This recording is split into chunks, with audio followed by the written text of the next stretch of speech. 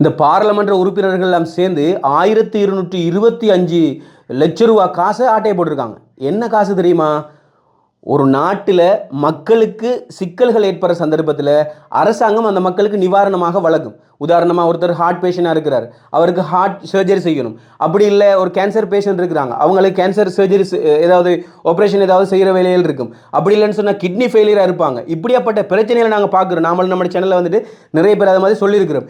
இந்த மாதிரி பிரச்சனைகள் வர சந்தர்ப்பத்தில் அரசாங்கம் அவங்களுக்காக வேண்டி கொஞ்சம் காசுகளை ஒதுக்கும். ரைட்டா?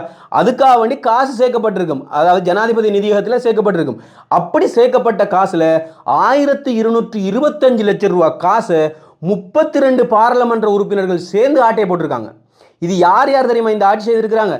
மஹிந்த ராஜபக்ஷ அவர்கள், பெரிய அரசர் இருக்காரு, மஹிந்த ராஜபக்ஷ அவர்களுடைய ஆட்சி காலத்தில், அதே போன்று கோட்டாபய ராஜபக்ஷ அவர்களுடைய ஆட்சி காலத்தில், ரணில் விக்ரமசிங்க அவர்களுடைய ஆட்சி காலத்தில், அதே போன்று எங்களுடைய நாட்டை இன்னும் கொஞ்சம் அபிவிருத்தி செய்ய வந்தாரே மைத்திரிபால சிறிசேன அவர்களுடைய ஆட்சி காலத்திலையும் அவர்களுடைய அரசாங்க நிதியில் செய்த அந்த காசை இவங்க வந்துட்டு மெடிக்கல் அந்த செலவு இந்த செலவுன்ற பேரில் 32 பேர் சேர்ந்து 1225 லட்சம் ரூபா காசை ஆட்டையை போட்டு விட்டுருக்குறாங்க.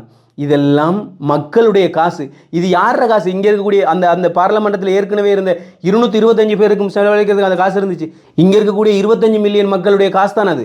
அந்த காசை அவங்க ஆட்டையை போட்டிருக்காங்கன்னு சொன்னால் எவ்வளோ ஒரு அநியாயமான வேலை. இப்படி இந்த பேரெல்லாம் லிஸ்ட் பண்ணியிருக்கிறாங்க. இந்த பேர்கள் உங்களுக்கு தேவையாக இருந்தால் கட்டாயமாக சொல்லுங்கள், கமெண்டில் பேரை போடுங்க அப்படின்னு சொல்லி நிச்சயமாக நாங்கள் அந்த பேர்களை போட்டு விடுறோம். இந்த பேர்கள்லாம் லிஸ்ட் பண்ணியிருக்கிறாங்க. இப்போ என்னுடைய கருத்து என்ன தெரியுமா? இந்த பேரை லிஸ்ட் பண்ணி இவங்க இவ்வளோ ஆட்டையை போட்டாங்க அவ்வளோ ஆட்டையை போட்டாங்கன்றதை விட்டுட்டு செய்ய வேண்டிய வேலை, இவங்க சட்டவிரோதமாக இவங்க வந்துட்டு மக்களுடைய காசை இவங்க கொள்ளை அடிச்சிருக்கிறாங்களா இருந்தால் அதற்கு எதிராக அவங்களுக்கு சட்ட நடவடிக்கைகள் எடுத்து அவர்களுடைய தண்டனைகளை நீங்கள் வழங்க வேணும் அப்படின்றது. வாயால் பேசி பேசி பாராளுமன்றத்தில் படம் காட்டுறதுல ஒரு பிரயோஜனமுமே இல்லை. அதை செயற்படுத்தணும் அப்படின்றது என்னுடைய கருத்து. மக்களை, உங்களோட கருத்து என்ன? அப்படியா இல்லையா? நீங்க வீட்டில் இருந்தபடியே அழகு கலையை கற்றுக்கொள்ளணும் அப்படின்னு நினைக்கிறீங்களா? அதன் மூலமா பணம் சம்பாதிக்கணும்னு நினைக்கிறீங்களா? அப்படின்னா நம்ம கிளாஸ்ல அதை நீங்க கற்றுக்கொள்ளலாம். நேரடியாகவும் கிளாஸ்ல இணைந்து கொள்ளலாம், ஆன்லைன்லயும் இணைந்து கொள்ளலாம். கிளாஸ் முடிகிற சந்தர்ப்பத்தில் நாங்க உங்களுக்கு அரச அங்கீகாரத்தோட ஒரு சர்டிபிகேட் தருவோம். அந்த சர்டிபிகேட் உங்க எதிர்கால வளர்ச்சிக்கு ஒரு துணையா இருக்கும். அனுபவம் உள்ள நிபுணர்கள் உங்களுக்கு இந்த கிளாஸ் நடத்துவாங்க. இந்த கிளாஸ்ல இணைஞ்சு நீங்களும் கற்றுக்கொண்டு சர்டிபிகேட் பெற்று அதிகமா பணம் சம்பாதிக்க விரும்பினா இப்பவே திரையில தெரிகிற நம்பருக்கு கால் பண்ணுங்க. உங்களுடைய அழகு கலை பயணத்தை எக்ஸலேடியா மெஹந்தி சென்டரோட தொடங்குங்க.